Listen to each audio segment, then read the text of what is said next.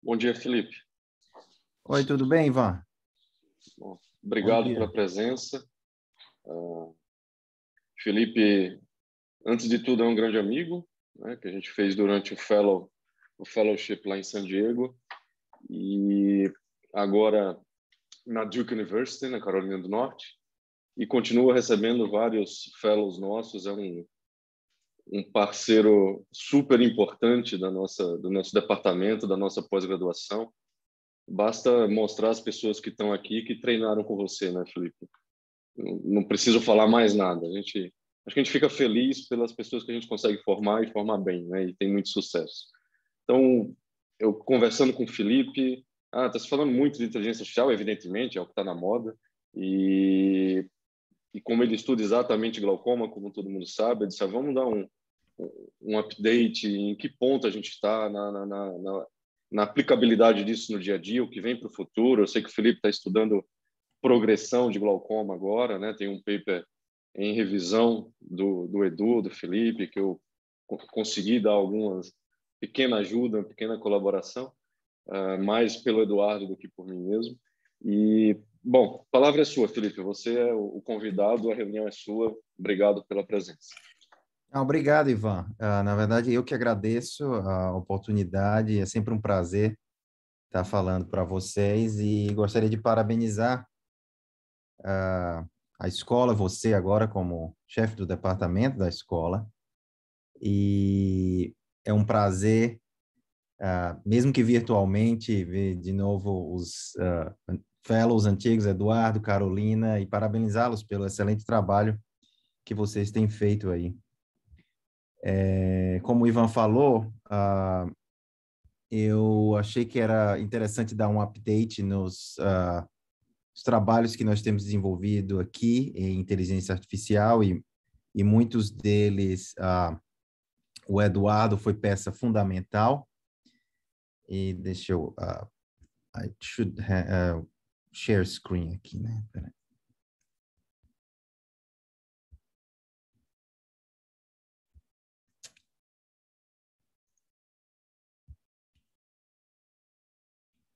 Perfeito. Então, podendo acompanhar? Tá, joia. E estou vendo o Fábio também ali. Não dá para ver todo mundo aqui na tela, mas estou vendo o Fábio também. É um prazer grande vê-los todos aqui. Infelizmente não pode ser ao vivo, né? Mas em breve, né? Talvez próximo ano a gente consiga fazer alguma coisa ao vivo.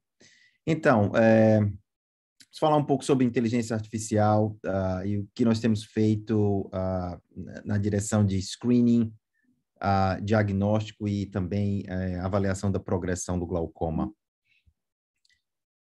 Esses são os financial disclosures, mas eu não vou falar especificamente em nenhum tipo de equipamento.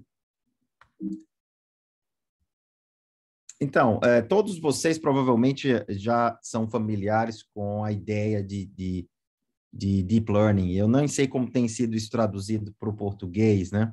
Mas eu vou evitar a tradução, porque eu acho que a tradução fica muito esquisita, como aprendizado profundo, né? Ou aprofundado, não sei. Mas, enfim, o Deep Learning, na verdade, não é uma ideia tão nova quanto parece, e a grande questão é que as redes neurais, elas vêm desde os anos 40, mas se não se conseguia treinar modelos grandes de redes neurais, por causa da falta de capacidade computacional. Então, na verdade, se você olhar a história do Deep Learning, você vai ver que teve períodos de muita interesse, e aí viu-se que não se conseguia atingir certos objetivos, e aí a ideia quase que morreu, e aí volta novamente, e por volta de 2006 é que essa nova onda realmente explodiu. E uma das pessoas responsáveis por isso é Geoffrey Hinton, que é da Universidade de Toronto, e ele desenvolveu uma série de algoritmos que facilitaram essas redes neurais mais densas, né? E com maiores camadas, que no caso seria o Deep Learning. Então, o Deep Learning, essencialmente, é uma rede neural que tem mais de duas camadas em geral, duas ou mais camadas, né? E, essencialmente, as redes neurais são na verdade, algoritmos que são conceitualmente simples, porque você tem apenas um conjunto muito grande de operações que são capazes de mapear determinados inputs um output. E você tem uma sequência de transformações de dados que são relativamente simples, mas porque você tem milhões delas, você acaba conseguindo fazer coisas bastante complexas, né? Como, por exemplo, essas tarefas de reconhecimento de face que nós temos nos celulares hoje em dia, ou autonomous driving, e isso são devidos às chamadas convolutional neural networks, que, embora o nome pareça complexo, na verdade, novamente, elas são operações matemáticas com matrizes que são relativamente simples, mas como você tem muitas, milhares, milhões delas integradas, acaba que você consegue fazer coisas bastante complexas, como eu já falei, essa parte de reconhecimento de face ou autônomos, direção autônoma, né? E a ideia, obviamente, como nós sabemos, é que hoje em dia há essa disponibilidade de base de dados muito maiores através da internet, que não se tinha antigamente, e os computadores também, a velocidade é bem maior. E então se tornou possível treinar essas networks, que são bem mais profundas do que duas camadas, hoje em dia, com centenas, milhares de camadas que podem realizar essas tarefas bastante complexas. Nós fizemos uma revisão, publicamos recentemente uma revisão de Deep Learning para screening, diagnóstico e detecção de progressão, que foi publicada recentemente. Então, lá nós discutimos toda essa parte de requirements para se desenvolver modelos de Deep Learning em termos de validação e cuidados que se tem que ter com o gold standard a ser utilizado, e fizemos uma revisão dos vários estudos na literatura. Obviamente que eu não vou cobrir tudo que se tem publicado sobre isso, esse campo tem crescido de maneira exponencial. Mas há diversas potenciais aplicações de inteligência artificial no glaucoma. Obviamente, nós podemos pensar numa aplicação de screening, tanto oportunístico, ou um screening populacional, como diagnóstico na clínica, como a inteligência artificial poderia nos ajudar nessa parte de diagnóstico. Também modelos preditivos em prever quem vai desenvolver glaucoma ou aqueles que irão progredir, e também para detectar a progressão ao longo do tempo. Então, vou cobrir um pouco disso, começando com a parte de screening, e a parte de screening tem sido uma das partes mais interessantes dos estudos de inteligência artificial. A ideia, obviamente, de um teste de screening em glaucoma é uma coisa que todos nós sabemos a necessidade, mas há uma série de dificuldades, né? Porque o teste de screening é um teste que precisa ser barato, que possa ser amplamente disponível, com uma acurácia suficiente e que seja facilmente aplicado, né? Então, a ideia de se ter fotografias juntamente com a inteligência artificial poderia se constituir um teste ideal para screening de glaucoma. Que, obviamente, as fotografias são relativamente baratas, facilmente de obtenção muito fácil, e ao contrário de equipamentos como o OCT, que ainda são caros e que não estão disponíveis na grande maioria das localidades, né? Então, essa ideia de screening, um dos primeiros trabalhos a avaliar isso, como se poderia detectar glaucoma em fotografias do fundo do olho, foi esse grupo do Ming-Wan He, em que eles tinham uma base de 48, acima de 48 mil fotografias que foram dadas para oftalmologistas para graduar em o que eles chamaram de referable glaucoma, o glaucoma que seria referido, né, para se referir. E os oftalmologistas, então, pegaram essas 48 mil fotografias e graduaram. E a rede neural, então, foi treinada, o modelo de Deep Learning, para prever esse gold standard, esse que foi utilizado, né? Esse reference standard foi utilizado, né? E a rede neural obteve uma sensibilidade de 95% e especificidade de 92%, que, em princípio, seria bastante seria satisfatório, né?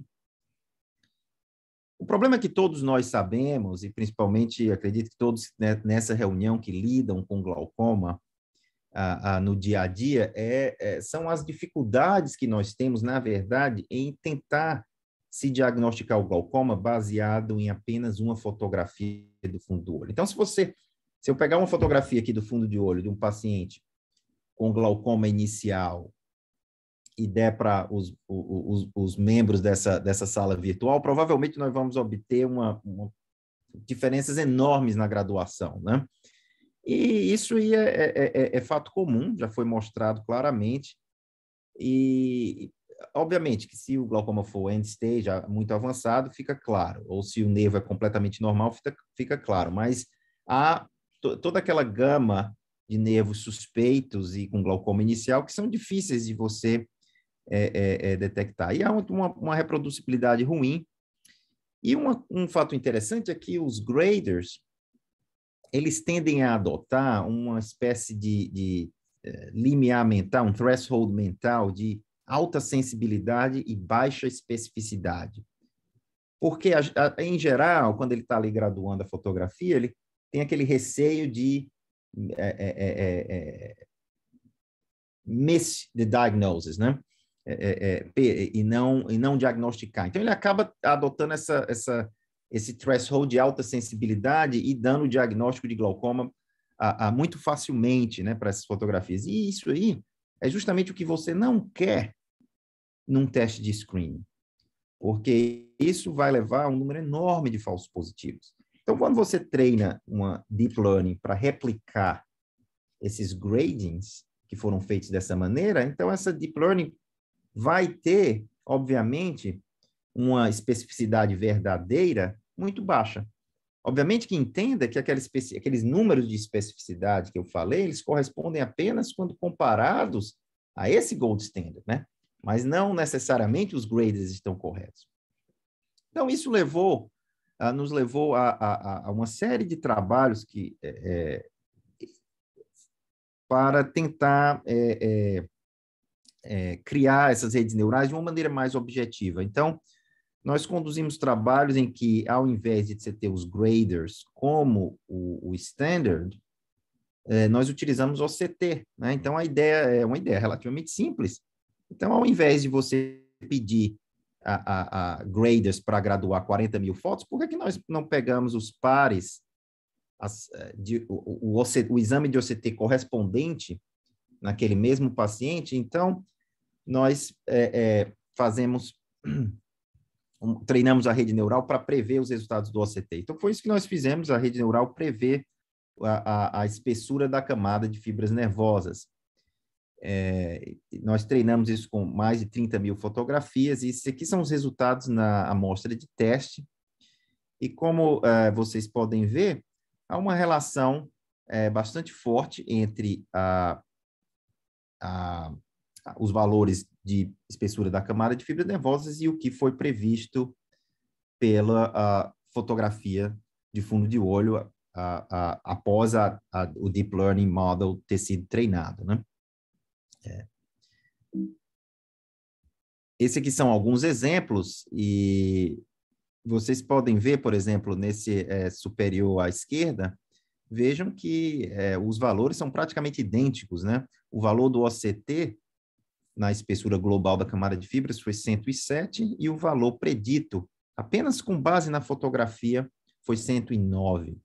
Né? Então, aqui você vê outros exemplos, 94, 95, aqui um olho com glaucoma, que nós temos o OCT com 55 e o modelo previu 52 com base apenas na fotografia de fundo de olho. Quer dizer, são resultados que foram bastante interessantes e, de uma certa maneira, até surpreendentes, né? E acredito que vocês estejam familiares com esses heat maps. Eles são maps em que as cores mais quentes indicam a área que a rede neural utilizou para fazer as previsões, e vocês veem que elas correspondem à área do nervo óptico e camada de fibras adjacentes. Então, é aquilo que era a intenção, né? Seguindo essa mesma ideia, nós, então, conduzimos estudos similares, utilizando outras métricas, né, como referência. Então, por exemplo, você pode utilizar a rima neural, o BMO, Minimum Rim Width, né, e é possível, na verdade, se também utilizar outras medidas, né? E tem outros trabalhos que foram feitos mais recentemente por outros grupos, utilizando a mesma ideia, mas utilizando, por exemplo, medidas maculares. Então, a ideia é relativamente simples e nós chamamos esse modelo de machine to machine, que seria o M2M, que é a ideia de se treinar objetivamente a rede neural. E a principal vantagem disso é você não precisar da graduação subjetiva para se treinar essas redes neurais, né? E você obtém um resultado quantitativo ao invés de qualitativo. Então, naquele primeiro exemplo do trabalho de Ming-Wan He, você obtém apenas um resultado qualitativo, glaucoma, referable, yes or no. E aqui você obtém um resultado quantitativo que permite que você selecione um cutoff de acordo com o nível de especificidade que é desejado. Então, você consegue, então, selecionar um cutoff em direção a uma especificidade maior, e o que permite que seja aplicado de uma maneira mais direta para screening. E uma outra vantagem seria a capacidade de detectar alterações ao longo do tempo, e isso foi um trabalho que nós concluímos recentemente, foi publicado ano passado, comigo, o Alessandro e o Eduardo, que foram fundamentais em colocar esse database aqui na Duke. Nós temos acima de 86 mil pares de fotos e OCTs, de mais de 5.500 pacientes que foram seguidos ao longo do tempo, né? Então, vocês podem imaginar o trabalho hercúleo que foi colocar todos esses dados juntos. Então, a maior parte desse trabalho foi feito pelo Alessandro e Eduardo, eles têm que ter o crédito disso. E o que nós fizemos foi essa ideia de obter, novamente, essas predictions, né, de espessura da camada de fibras, mas dessa vez analisar a capacidade delas detectarem alterações ao longo do tempo. Então, o que vocês veem nesse gráfico aqui é a alteração das medidas da espessura pelo OCT na vertical, e o correspondente, a velocidade de progressão correspondente, que seria detectada apenas pelas fotografias do nervo, tá? Então, você tem o OCT real e as fotografias aqui no horizontal, e vocês podem ver como elas são bastante correlacionadas. Esses resultados, na verdade, para mim, eles foram ainda mais surpreendentes do que os resultados apenas de prever a espessura, porque eu não estava, confesso que eu não estava esperando que essa capacidade de detectar alterações ao longo do tempo fosse tão boa apenas utilizando esse modelo, apenas utilizando as fotografias. Mas vocês podem ver aqui, por exemplo, nessa primeira fila, que você tem as medidas do OCT aqui, 92, 88, 96, 77, quer dizer, houve uma perda ao longo do tempo, 77, 69, 64, e o slope do OCT é mostrado aqui em azul, né? E vocês veem que o modelo M2M vai de 96, 188, 74 e até 78, quer dizer, também mostrando esse declínio ao longo do tempo, e vocês veem que é um nervo, vocês podem perceber que é um nervo que mostrou progressão ao longo do tempo, vocês veem aqui inferiormente esse vaso sanguíneo e como ele fica mais próximo aqui à borda e tem uma pequena hemorragia aqui. E esse aqui é um outro exemplo do meio, em que vocês veem uma perda concêntrica da rima. Novamente, há uma relação nítida entre a perda do OCT e a perda que foi observada apenas com base nas fotografias. E esse é um ponto fundamental, é que uma vez que esse modelo é treinado, você precisa apenas das fotografias, apenas das fotografias. E o que eu achei também bastante interessante, vocês podem ver aqui nesses exemplos, é que o modelo é bastante robusto a variações na cor e qualidade das fotografias. Então, vejam aqui que, nesse caso, você tem, o OCT não mostrou alteração ao longo do tempo, 57, 57, 55, quer dizer, ficou essencialmente estável, e vocês veem que as previsões das fotografias foram 61, 61, 58, quer dizer, também bastante estável, apesar de você ter uma variação enorme aqui na qualidade das fotografias, e o mesmo nesse exemplo aqui embaixo. Quer dizer, o modelo acaba aprendendo a levar em consideração a qualidade da fotografia nessas previsões, né? Quer dizer, é uma coisa bastante interessante. De alguma maneira, as redes neurais acabam aprendendo a lidar um pouco com essa parte de qualidade da imagem, né? Então, esse modelo nós mostramos nesse trabalho que poderia também detectar alterações ao longo do tempo. E, mais recentemente, nós também mostramos que ele poderia prever o desenvolvimento de glaucoma em indivíduos suspeitos. Então, nós tínhamos um grupo de acima de 1.000 olhos suspeitos de glaucoma. Então, esses eram indivíduos que não tinham defeito de campo visual, que foram seguidos ao longo do tempo, e uma parcela deles, 18%, converteram para glaucoma ao longo do tempo, e nós avaliamos a capacidade desse modelo de prever quem converteu para glaucoma, quem desenvolveu o defeito de campo visual. E o resultado mais interessante aqui, que nós observamos, foi que a capacidade de prever quem converteu para glaucoma, mostrado aqui pelo chamado hazard ratio, que para o slope, para as alterações nas fotos, foi de 1,99, foi praticamente idêntico ao obtido com o OCT, que foi 1,97.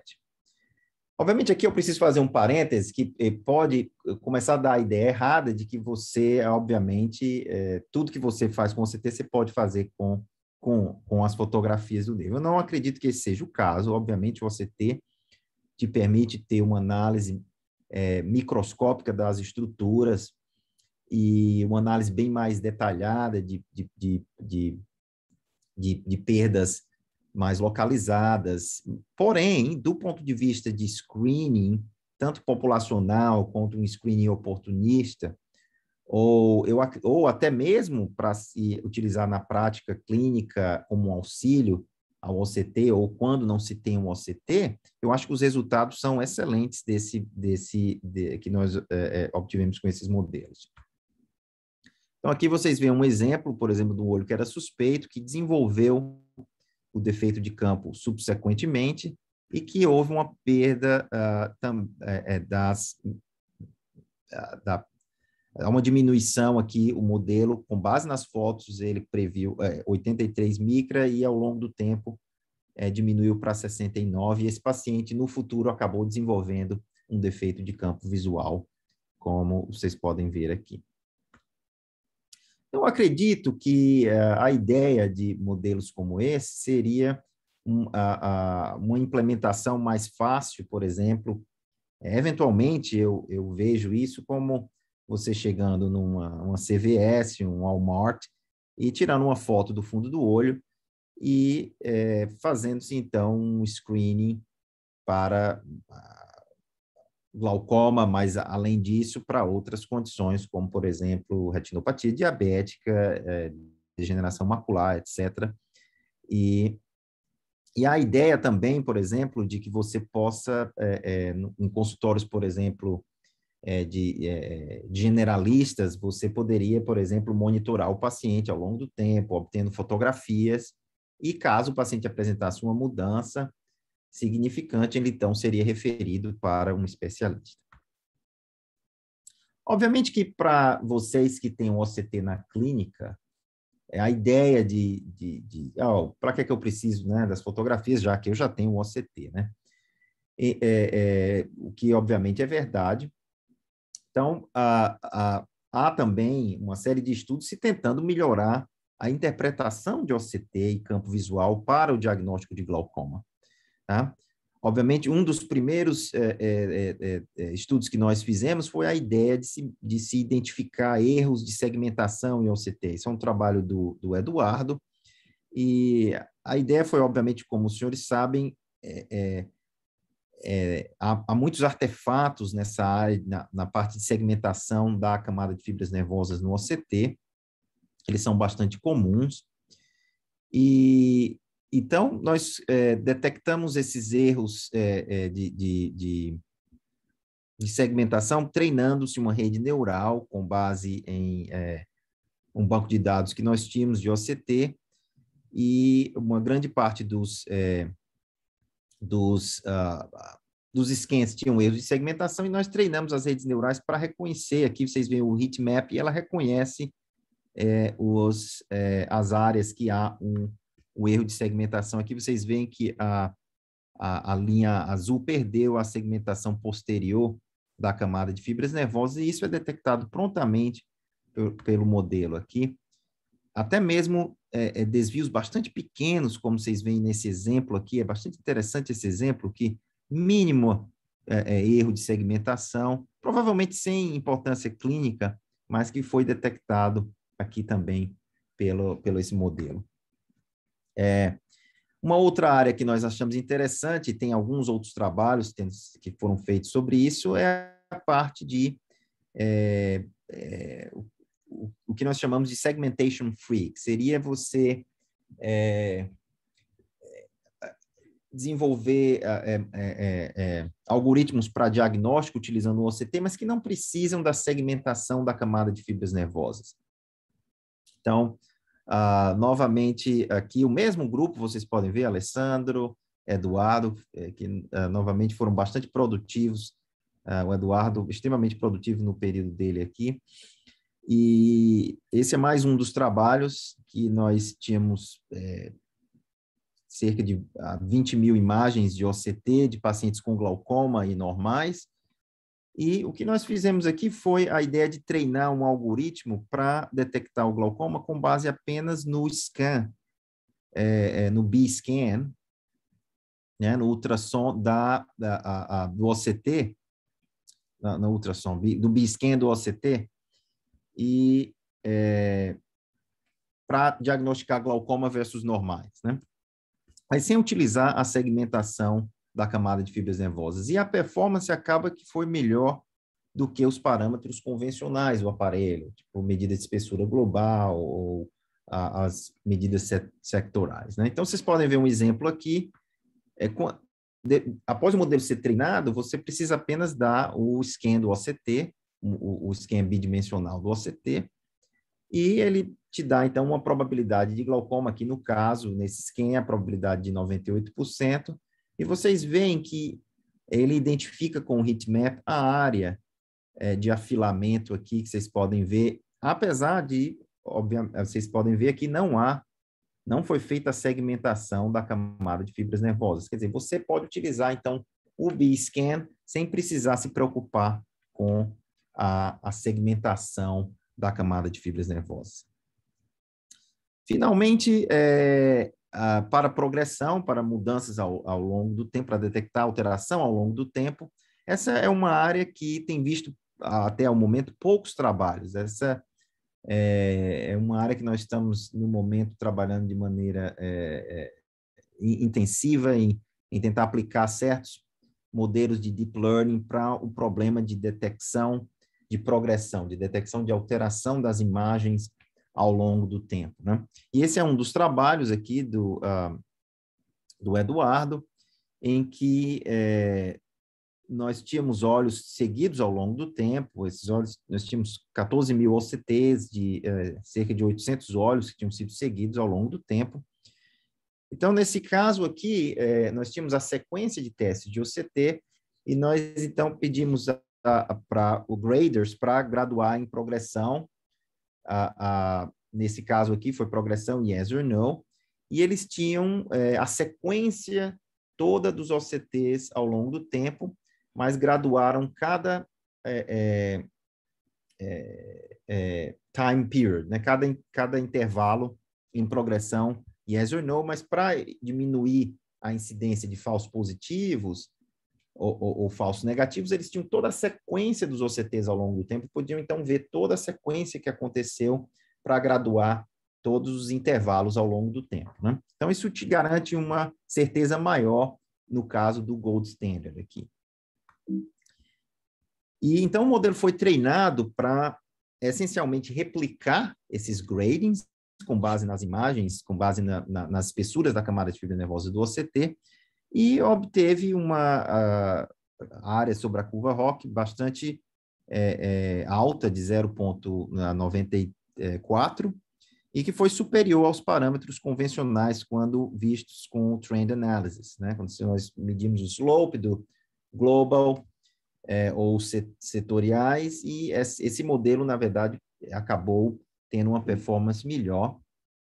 E o Eduardo construiu esse heatmap aqui bastante clever, em que ele mostra, vocês podem ver, então nós temos o exame aqui do baseline e os exames subsequentes. Então, vocês veem aqui, comparado com o baseline, o primeiro exame aqui mostrou uma probabilidade de progressão muito baixa, 7,6%, não havia nenhuma alteração, então aqui fica tudo em azul, mas à medida que essa probabilidade de progressão foi aumentando ao longo do tempo, você vê áreas aqui em vermelho identificadas, isso seriam equivalentes àqueles heatmaps, e que o modelo de Deep Learning detectou como as áreas de potencial progressão na camada de fibras.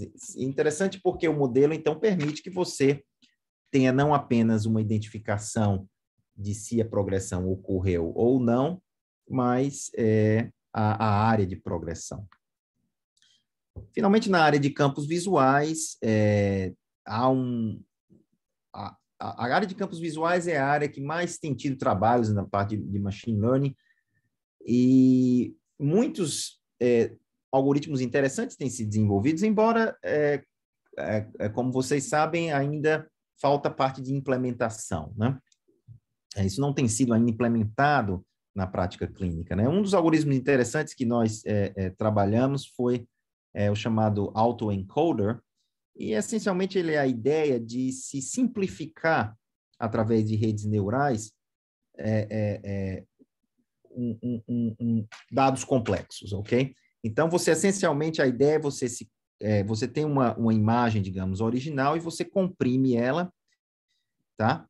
E você obtém uma representação comprimida dessa imagem, de maneira que essa representação comprimida da imagem, ela acaba por representar os elementos mais importantes da imagem original. Obviamente, não a imagem original perfeita, mas os elementos mais importantes dessa imagem original. E com isso, você acaba aprendendo quais são os elementos mais importantes.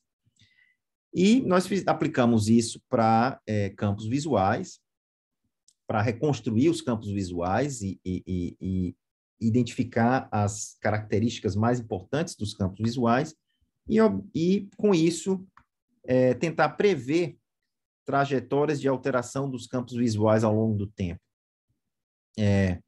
Obviamente, eu não vou ter tempo de explicar isso em detalhes, mas se você tiver interesse, esse foi um paper publicado recentemente pelo Samuel Burchuk, que é um postdoc que trabalha aqui conosco. E só para ilustrar, por exemplo, nós avaliamos a capacidade de prever o 8º campo visual a partir dos 3 primeiros, tá? E esse é o 8º campo visual, o real. Vocês podem ver à esquerda. Essa é a previsão que é feita se você tentar utilizar algoritmos tipo Pointwise Linear Regression, que tenta, ponto por ponto, traçar uma linha de trend para ver qual é o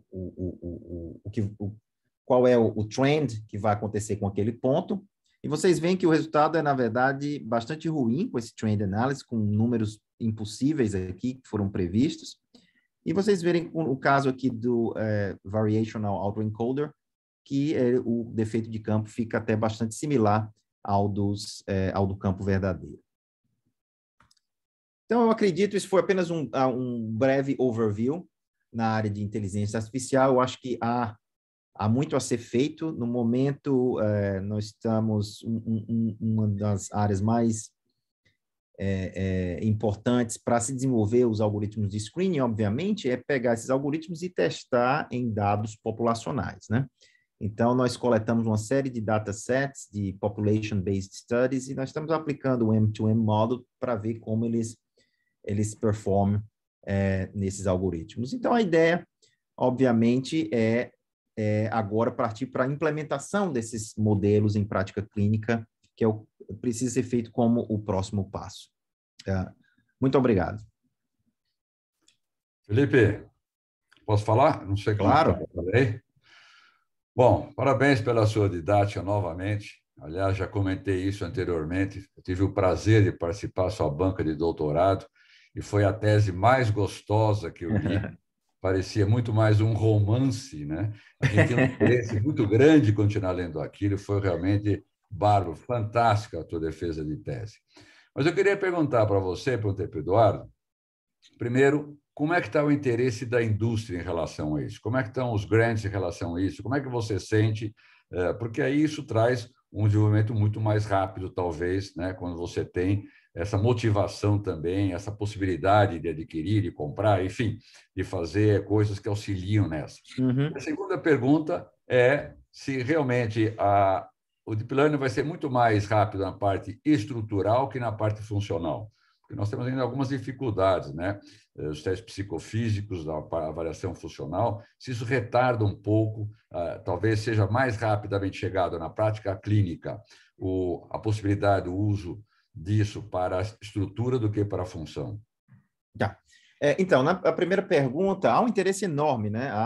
Atualmente, tanto da indústria quanto do governo federal, do National Institutes of Health, NIH, em Deep Learning. E, na verdade, há um número enorme de startups, né? Que têm sido criadas com a ideia de se usar Deep Learning e desenvolver novos métodos para diagnóstico e screening. Já há uma série de startups. O NIH tem vários programas, inclusive há um programa novo. Eu tenho um meeting, na verdade, hoje sobre isso. Há um programa novo chamado Bridge to AI, que foi released, um call for grants. São $100 milhões, né? Que a ideia são grants muito grandes que vão a ideia não é um grant para resolver um problema específico, mas para gerar infraestrutura para a criação de banco de dados para possibilitar trabalhos com Artificial Intelligence, né? E a ideia deles é você criar esforços lá, multidisciplinary, né, em diversas disciplinas e também em diversas instituições para se criar esses bancos de dados que vão ser, então, na verdade, abertos para gerar uma aceleração, como você falou, dos trabalhos com inteligência artificial. Então, há um interesse enorme dessa parte também, e do FDA também. Nós recentemente participamos de um consenso do FDA para justamente se falar sobre quais são os reference standards, o gold standard que deve ser aplicado para validar instrumentos, porque eles têm recebido várias aplicações de indústria de aparelhos para se diagnosticar glaucoma, macular degeneration, diabetic retinopathy com deep learning, e eles querem saber, não, mas como é que a gente sabe se isso funciona ou não? Qual é o gold standard que deve ser utilizado para a validação desses aparelhos, né? Então, há um interesse, sem dúvida, enorme em todas essas áreas, né? Sobre a segunda pergunta, sobre estrutura e função, no caso, na verdade, é que uma das razões, talvez, de que o Deep Learning tenha se mostrado mais, digamos, eficaz no caso da estrutura, porque os dados que nós temos de estrutura são bem mais complexos do ponto de vista de dados, entendeu? Então, por exemplo, no OCT você tem um número enorme de pixels na imagem, quer dizer, a imagem em si é bastante complexa, né? Então, você tem, no mínimo, aí 768, né? Na horizontal, pixels multiplicado por, sei lá, 512 ou mais, na verdade, dependendo do OCT. Ou seja, então você tem um dado, uma estrutura de dados que é bem mais complexa do que você tem no campo visual. No campo visual você tem 52 números, por exemplo, né? Então, por exemplo, você pega o Humphrey, o que ele te gera são 52 números. Né? Não, quer dizer, não é nada, não são os milhares de pontos e a complexidade de uma imagem de OCT. Então, o que acontece é que, na verdade, para lidar com esses 52 números, você não acaba não precisando de modelos tão complexos, entendeu? Como a Convolutional Neural Networks. Então, por isso que na verdade, não se tem visto tanta vantagem em relação a modelos relativamente simples, que, quando aplicados ao campo visual, acabam resolvendo o problema, como linear regression, ou o trend analysis, ou GPA, isso, entendeu? Então, por isso que essa é uma das razões acho que o machine learning, quando você compara, o ganho não tem sido tão grande, entendeu? Porque não é tão complexo assim, né? Obrigado. Ô, Felipe, Augusto, tudo bom, meu amigo? Oh, tudo bem?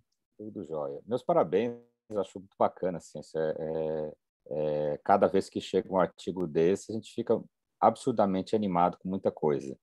Eu tenho uma pergunta meio filosófica para você, que é o que você acha que a gente deve fazer no Brasil? Eu lembro uma vez que a gente conversou, você falou assim, cuidado para não fazer mais do mesmo, chover no molhado. O questionamento que eu tenho é o seguinte: a população brasileira é absurdamente heterogênea, você sabe muito bem disso, né? A gente se gosta muito, a gente não tem... O coreano casa com o japonês na segunda geração, né? E a gente não tem... Ele casa na segunda? Achei que não casava nunca. Casa na segunda e assim, já tá... E o filho vai casar com um negro, e que é assim... Isso é uma coisa bacana que a gente tem no Brasil, a heterogeneidade que a gente tem. Eu lembro de um princípio básico, quando a gente faz, eu lembro os artigos das funções discriminantes, que você tem, quando você testa numa população diferente do que o modelo foi feito, a sensibilidade e especificidade cai um tanto razoável. Então, minha dúvida é, o que você acha que a gente deve fazer no Brasil? Começar a se organizar para fazer as nossas próprias ferramentas de inteligência artificial baseado partindo da premissa que a nossa população ela é bem heterogênea e que mereceria que se fizesse, ou pelo menos quando a gente herdasse um modelo vindo de fora, que a gente tivesse uma validação com a população brasileira, ou a gente vai começar alguma coisa, vai demorar demais para ter alguma coisa que é melhor que a gente herde e assimile modelos externos, né? O que você acha que a gente deve, no Brasil, começar a fazer como Na Sociedade Brasileira de Glaucoma, organizar e tudo. O que você acha?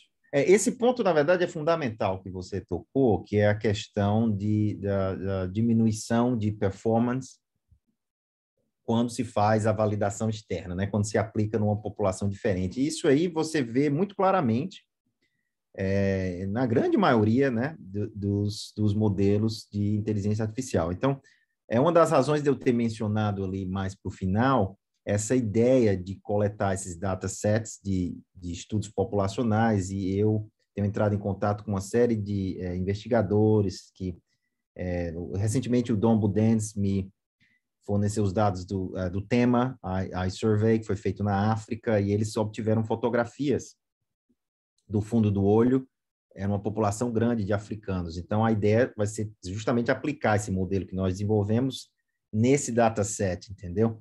E verificar com a performance. Seria capaz esse modelo de, na verdade, servir de screening numa população como essa, se fosse eventualmente aplicado? Ou você precisa fazer refinements, né? Eu acredito que, em geral, acaba-se tendo que fazer algum refinement, porque há mudanças nas câmeras, há mudança em características da população, né? E eu acho que seria uma coisa interessante a se fazer no Brasil. Eu não sei, aí eu acho que talvez como um primeiro passo, você me perguntar, seria talvez fazer uma análise do ground atual. Qual é a possibilidade, quem coleta dados e com o quê, né? E o que é que poderia, por exemplo, a sociedade, o que é que nós poderíamos, se houvesse um esforço de fazer um big data, se criar um big data, tá? Quem poderia, digamos, participar e com o quê, né? O que é que tem sido coletado? A partir do momento, digamos, que você concluísse isso, nós temos a possibilidade de obter isso, aquilo. E aí você coloca, então, industry, chama industry para tentar ajudar. Por exemplo, as AIs para ajudar na parte de como é que poderíamos retrieve esses dados, né, de OCTs. E porque realmente é um trabalho complicado se eles têm que disponibilizar certos softwares, né, porque às vezes você tem proprietary formats, então você acaba tendo que ter um pouco da ajuda deles para tirar isso e extrair. Então, aí a partir daí você poderia ter, então, um banco de dados, eu acho bastante interessante, refletir na população brasileira e conduzir trabalhos, digamos, similares ao que tem sido feito, talvez com algumas variações, mas mais aplicável à população brasileira. E aí pensar, talvez, então, numa estratégia de screening real world, né? E como isso poderia, então, passar a ser aplicado, digamos, em áreas que precisam. Como você falou, tem diversas áreas aí que você poderia pensar em integrar isso em projetos, por exemplo, o projeto Catarata, que é feito na Amazônia. Você poderia, então, pensar em levar um algoritmo desenvolvido, refinado no Brasil, ou desenvolvido no Brasil com base nesses dados, e aplicar lá, né, para screening real, né? Isso seria de interesse extremo, sem dúvida nenhuma. Eu tinha separado algumas outras coisas, mas eu acho que tem muita gente para perguntar. Se der tempo, eu volto a falar com você, Felipe. Parabéns. Se não tiver mais ninguém, abraço, tem mais coisas para perguntar. Obrigado. Bom, as pessoas estão demorando a se manifestar. Eu tenho uma coisa bacana que eu acho o seguinte: qual que seria como é que eu vejo que a utilidade excepcional de inteligência artificial que tem, né? Eu acho que a gente vai ter, assim, no Brasil, o agente de saúde, o não médico, coletando informação, ou mesmo self, mesmo vai, como você falou, vai na farmácia, ou vai no shopping, colhe uma imagem, tudo, né? Eu acho que, assim, o que a gente vê, e tem trabalhos escandinavos e trabalhos brasileiros mostrando de oportunidades perdidas, né? O paciente, ele passa com um oftalmologista, ele poderia ter sido feito o diagnóstico dele de glaucoma inicial, e aí a segunda vez que ele vê um paciente já com glaucoma de moderado para avançado e perdeu-se uma oportunidade, né? Eu gosto da ideia da avaliação de progressão, que ele, no final das contas, muitas vezes, o que a gente faz no nosso consultório, num glaucoma suspeito, é acompanhar ao longo do tempo. Então, você vai permitir que o oftalmologista geral, ou mesmo um sistema não supervisionado, possa falar assim, essa retinografia ela tem uma diferença muito grande em relação à retinografia que você tirou 2 anos atrás. Isso.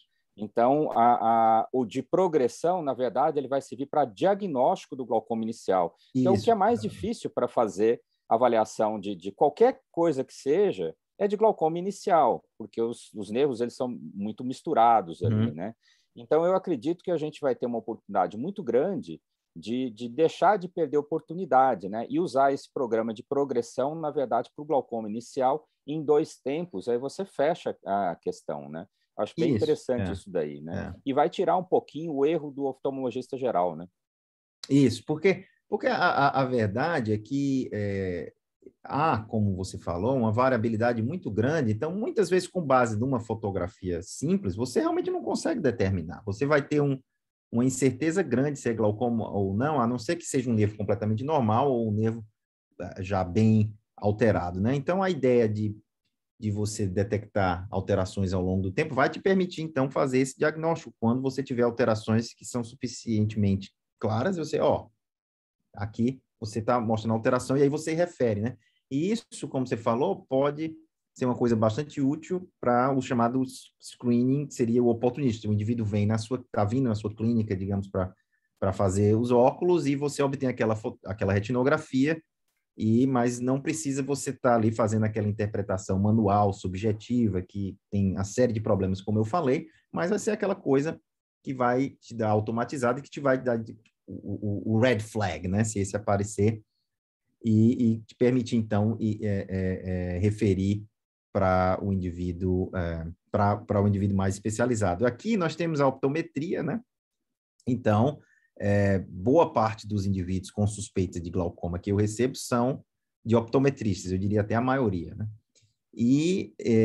Então, isso aí é uma coisa que poderia ser implementada em consultórios de optometria, entendeu? Eles obtêm a fotografia e aí eles referem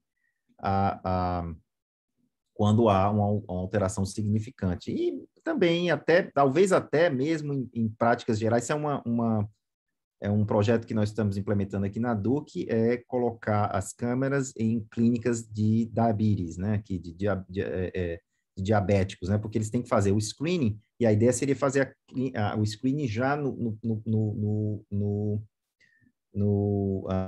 médico que eles passam, né? No internista, no médico geral que eles passam, e aí já faria o screening lá e tiraria a foto, entendeu? E aí você, como você falou, você não perde a oportunidade, né? Acho que é Carol. Essa parte é bem interessante, né, Felipe? De juntar a telemedicina com a inteligência artificial, né? Isso, exatamente. Você ter no posto de... Aqui, pensando no Brasil, ter no posto de saúde, de repente até no programa de saúde da família, né? E outra coisa que é interessante, essa é uma ideia que me ocorreu recentemente, nós estamos dando uma olhada nos dados disso, é que, por exemplo, você tem os retinólogos, eles obtêm as fotografias, né? No fundo do olho, por causa de outras razões, né? E você pode pegar as fotografias que eles obtiveram e verificar se você seria, por exemplo, capaz de ter detectado glaucoma nessas fotografias antes de que eles eventualmente tenham visto que o indivíduo tinha suspeita de glaucoma e terem mandado ele para a clínica de glaucoma, né? Entendeu? Eu acredito que seja, que provavelmente, entendeu? Porque eles adquirem as fotos por outras razões, que o algoritmo, então, oportunisticamente, poderia, então, detectar o dano ali mais cedo, né? Tá entendendo? Antes de que ele, eventualmente, tenha a ideia de olhar para o nervo e referir o paciente, entendeu? É comum. Carol. Felipe, que é a Carol, obrigada por ter vindo aqui na nossa reunião. Sei que seu tempo é escasso, é um prazer enorme ter você aqui. E realmente é impressionante como você faz de um tema complexo ficar muito mais didático mesmo, né? Eu li alguns dos seus estudos, né? E aí, voltando para as primeiras perguntas que fizeram para você hoje, você acha que é relevante a gente replicar os modelos que você usou na população aqui brasileira, pensando num banco de dados diferente, com raça diferente, miscigenação, como a gente tem aqui no Brasil? Ou aí você acha que é, de novo, chover no molhado, porque isso a gente já tenta corrigir nos algoritmos de Big Data que você usa. Olha, pode falar. Não, o que eu ia falar é o seguinte, eu acho que a parte mais interessante seria se você conseguisse ir um pouco além no sentido de, e eu vejo essas oportunidades no Brasil, que é no sentido de aplicar, por exemplo, algum modelo desse, tanto o desenvolvido aí ou o desenvolvido aqui, mas aplicar ele no setting, por exemplo, de um projeto catarata desse, digamos que vocês têm aí de screening, e aí você mostra, porque isso aí é uma coisa que não foi feita ainda, entendeu? Que não se mostrou ainda como uma coisa ainda, digamos, factível e que leva realmente a um benefício. Então, por exemplo, vamos supor, a escola organiza um projeto aí de screening como esse que você tem de diabetes e tudo. Vamos pegar esse algoritmo aqui, vamos bater a foto e vamos aplicar e verificar qual foi a performance nesse projeto e qual seria o screening, se ele seria capaz de fazer realmente o screening nesse setting. Isso aí é uma coisa que não foi feita, quer dizer, teria um ineditismo muito grande, além de um valor, na verdade, grande do ponto de vista de benefício, né? Então, eu acho que isso seria bastante interessante, né? Obviamente que a partir do momento que você conseguir um esforço de assemble esses dados, como eu te falei, e novamente, isso aí foi um esforço muito grande que o Alessandro Jamal, que vocês conhecem, e Eduardo, Leonardo, que estava aqui recentemente, e eles, quando a gente veio aqui para começou esse esforço, e o Fábio foi um dos primeiros também, quando veio para cá, esse esforço de assemble esse Big Data aqui, né? E a partir do momento que você, então, passa a ter esses dados, aí você, então, tem a possibilidade de fazer uma enormidade de coisas, né? Então, eu acho que esse seria o primeiro step. Talvez, como eu falei para o Augusto, se a sociedade brasileira pudesse ajudar na coordenação disso com os diversos centros, né? Obviamente, aí a sociedade iria servir como esse apaziguador, né? E conseguir que você coletasse esse big data aí, eu acho que seria bem, bem interessante, entendeu? E juntando diferentes instituições, até clínicas privadas, né? Por que não? Eu acredito que tem bastante clínica privada que adquire fotografias ou OCTs de maneira e grandes, né? Quer dizer, seria interessante ela servir desse... Porque, obviamente, aí isso iria despertar um interesse muito maior também da indústria, né? De ajudar, né? Entendeu? A colocar isso together, né? Eu acho que seria uma iniciativa bastante interessante, que geraria uma enormidade de ideias, né? Legal, muito obrigada. Prazer é meu. Muito bom. Eu sei que já está na hora do Felipe, mas eu tenho o Sérgio e o Alberto aí para a gente finalizar. Sérgio.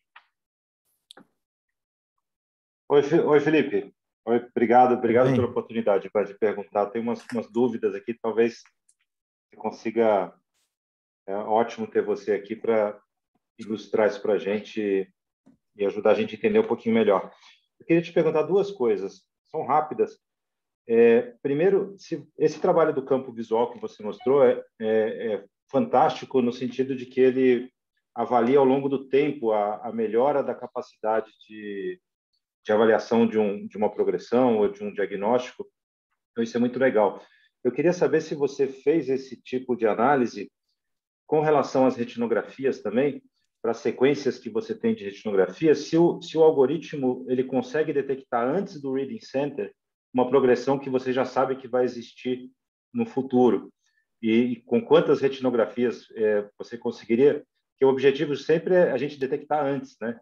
Então, eu não sei se você fez essa análise, eu queria saber isso, e queria saber também como que você faria uma estratégia para avaliar usar essas estratégias de deep learning para diferentes aparelhos. Porque a gente sabe que quando você analisa uma imagem, uma retinografia, um OCT, e quando você analisa números como um campo visual, alguma coisa, muitas vezes você vai mudar um pouco as bibliotecas que você usa, o tipo de análise que você usa. E na prática a gente acaba fazendo isso, né? A gente acaba olhando o campo, acaba olhando a pressão, acaba olhando a retino. Provavelmente você tem todos esses dados. E eu queria saber se você já está integrando isso para fazer uma análise conjunta. Assim. Sei, são duas perguntas interessantes. Então, sobre a questão das fotografias, o algoritmo que eu mostrei para o campo visual, os Variational Autoencoders, nós estamos tentando, na verdade, aplicar ele às fotografias. Seria uma maneira diferente, né, de avaliar change, né, de avaliar progressão, diferentemente do M2M que eu mostrei anteriormente, né? E a ideia seria verificar se um é melhor do que o outro. E o que nós fizemos em termos de comparação com gradings de humans, tem um trabalho do Alessandro que ele publicou, não foi relacionado à alteração, mas para diagnóstico, e nós mostramos que ele foi melhor do que os graders em dizer se era glaucoma ou não, né? Mas essa ideia é interessante de você ver qual seria o algoritmo e se ele detectaria qual algoritmo seria melhor, né? Aquele trabalho de 3D, de longitudinal que eu te mostrei, que eu mostrei na aula, ele mostrou que o algoritmo era capaz de detectar alterações antes e prever os suspeitos que desenvolveriam alterações no campo subsequentemente. Então, na verdade, nós estamos montando toda essa, digamos, essa história, né? Toda com diversas... E até você emergir como talvez um clear winner de qual seria o melhor algoritmo, né, para ser aplicado. E a ideia, obviamente, endereçando a sua segunda pergunta, é juntar tudo, né? Que seria a ideia de juntar pressão intraocular, campo visual, OCT. Há alguns desafios em relação a isso, principalmente no que tange a área de qual seria o gold standard que você usa quando você está lidando com tudo isso, para que você não conduza um estudo que é enviesado, né? E isso é o que, na verdade, é uma das partes mais difíceis, né? Mas nós estamos tentando alguns approaches atualmente para tentar juntar tudo isso, utilizando chamados semi-supervised learning ou unsupervised learning, né? E hopefully soon nós vamos ter alguma coisa que junte tudo, né? Para melhorar esse poder diagnóstico e de detecção de progressão. Obrigado, Felipe. Obrigado. Prazer. Fala, mestre, como é que você está? Tudo bem? Tranquilo? A minha perguntinha é rápida, era mais ou menos isso. A camisa do Cruzeiro não, né? Não. Cruzeiro... A minha pergunta vai mais em cima disso que você está falando, que é a questão, eu até comentei numa sessão de inteligência artificial aqui no Congresso São Geraldo com Augusto, que é exatamente pegando a ideia, né, que você fez da calculadora de risco, né, do Oates, você realmente pegar tudo mesmo, né, pegar fatores sistêmicos, né, campo, OCT não tinha na época do Oates, e a gente realmente soltar, né, um risco de progressão, eu acho que faria sentido, principalmente para um oftalmologista geral. A gente podia, inclusive, acima de tal risco, talvez seja interessante esse paciente ou ser encaminhado, né, para um glaucomatólogo, entendeu? Ou então ser mais agressivo, de modo a gente tentar democratizar, vamos dizer assim, a inteligência artificial. Um dos challenges disso aí, os desafios, como eu estava falando dessa parte de reference standard, um outro challenge, né, é a questão de que, quando você tem dados retrospectivos, os pacientes tiveram múltiplos diferentes tratamentos e esses, obviamente, têm um impacto no que aconteceu com eles, né? E você não pode ignorar isso aí, né? Entendeu? Então, você não pode, por exemplo, tentar prever progressão e ignorar simplesmente o fato de que, por exemplo, quando um paciente, num estudo, digamos que coletou dados retrospectivos, aquele paciente que tinha pressão maior, ele foi tratado mais. Tinha pressão maior inicial, ele acabou recebendo mais tratamento, que diminuiu o risco dele de progressão. Então, você poderia acabar achando coisas completamente espúrias, né? Com base nisso. Se você não tiver o cuidado de atentar para esse tipo de viés, entendeu? Então, isso é um challenge que há enquanto você utiliza esses estudos retrospectivos para criar esses tipos de calculadores de risco. Lembre-se que, por exemplo, no caso do Oates, foi um estudo que o calculador de risco ele foi desenvolvido com um grupo que foi untreated, né? Então, aí você sabe que ele, se seguir do untreated, ele tem aquele risco X de desenvolver glaucoma por 5, 10 anos, etc. Mas se você tenta desenvolver um calculador e os pacientes tiveram, com base nos dados do baseline, e os pacientes tiveram múltiplos tratamentos diferentes ao longo do tempo, isso afeta a probabilidade deles de progressão, então pode levar a certas análises viesadas, entendeu? O calculador. Você precisa ter bastante cuidado com isso. E é o que nós estamos tentando fazer, tentar ver se a gente consegue estratificar tudo com os diferentes tratamentos, e aí realmente você precisa de big data para ser capaz de fazer isso, e aí desenvolver esses tipos de recommendation system, que é o que você está falando, que vai dar uma recomendação de acordo com dados que são vistos hoje do que é a melhor approach a ser seguido, entendeu? Mas aí você precisa levar tudo isso em consideração, entendeu? Então fica bastante complexo, na verdade, não é uma tarefa tão simples assim. Perfeito. Bom. Okay. Show de bola. Obrigado. Felipe, mais uma vez, obrigado. Tanto pela aula quanto pela recepção a todos os fellows da escola há vários anos. E você falou em presencial, nós estamos planejando, né, que o CIMASP seja presencial na Bienal do Parque de Ibirapuera, início de fevereiro. Quem sabe acontece e você vem também. Está convidado já. Saudade do Brasil.